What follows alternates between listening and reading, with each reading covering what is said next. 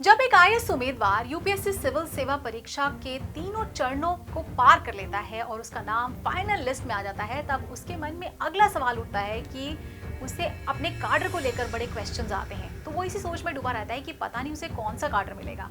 तो आज की वीडियो में हम आईएएस अधिकारियों के काडर के नियमों के बारे में आपको बताएंगे। नमस्कार, स्वागत है आपका प्रभात एग्जाम के यूट्यूब चैनल पर। ये एक ऐसा प्लेटफॉर्म है जहां आपको मिलती हैं सभी कंपैरेटिव एग्जाम से जुड़ी महत्वपूर्ण जानकारियां जो आपको किसी भी एग्जाम में सफल होने में काफी मदद कर सकती है। अगर आप हमारे यूट्यूब चैनल पर पहली बार आए हैं तो हमें लाइक और सब्सक्राइब जरूर कर लें और हमारे लेटेस्ट वीडियोज और अपडेट सबसे पहले आप तक पहुंचे इसके लिए बेल आइकॉन को प्रेस करना ना भूलें।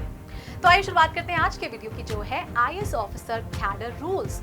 तो आईएएस कैडर नियम 1954 के मुताबिक यूं तो अधिकारियों की भर्ती केंद्र करता है, लेकिन जब उनके राज्य कैडर आवंटित किए जाते हैं तो वो राज्य सरकार के अधीन आ जाते हैं।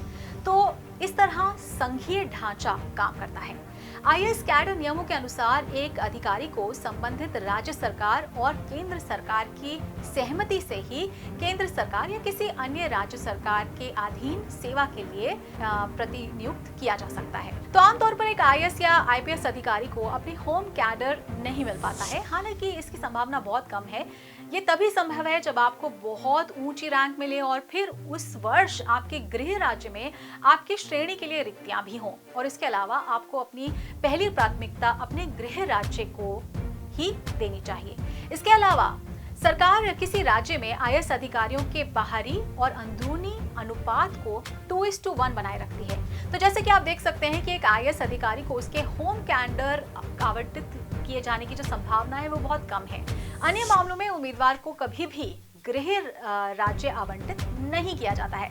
ऐसे कुछ उदाहरण हैं जिनमें कोई अधिकारी अपना कैडर बदल सकता है। तो सिविल सेवाओं में कैडर बदलाव के नियम जान लेते हैं। तो एक अधिकारी दूसरे कैडर के किसी अन्य अधिकारी से विवाह होने पर अपने कैडर में बदलाव का अनुरोध कर सकता है। यहाँ उन्हें अपना होम कैडर नहीं दिया जाएगा। विवाह के आधार पर अंतर कैडर स्थानांतरण के मामले में पहला प्रयास ये सुनिश्चित करना होना चाहिए कि उसके पति या पत्नी का कैडर अधिकारी को स्वीकार हो। यदि पति या पत्नी दोनों के कैडर किसी भी अधिकारी को स्वीकार नहीं करते हैं तो सरकार तीसरे कैडर में स्थानांतरण पर विचार करेगी। इस प्रकार का अंतर कैडर जो स्थानांतरण है ये तभी संभव है जब पति पत्नी दोनों आईएएस अधिकारी हों। यदि कोई आईएएस अधिकारी किसी अन्य केंद्रीय या राज्य या सार्वजनिक क्षेत्र के उपक्रम कर्मचारी से शादी करता है तो इसकी अनुमति नहीं है।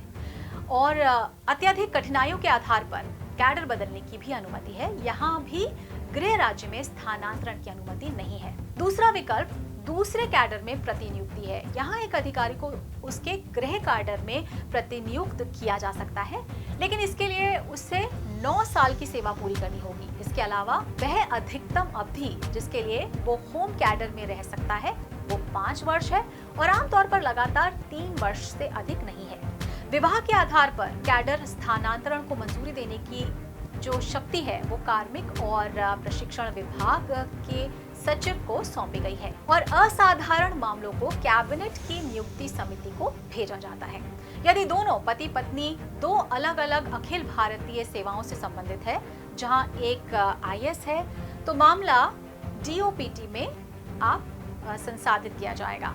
लेकिन अगर एक आईपीएस है और दूसरा आईएफओएस है तो मामले पर गृह मंत्रालय में विचार किया जाएगा। तो हाल ही में प्रधानमंत्री नरेंद्र मोदी ने विवाहित आईएएस और आईपीएस अधिकारियों को उनके गृह राज्य की परवाह किए बिना एक ही कैडर राज्य में रहने की अनुमति देने के लिए सेवा के जो नियम है उनमें बदलाव किया है।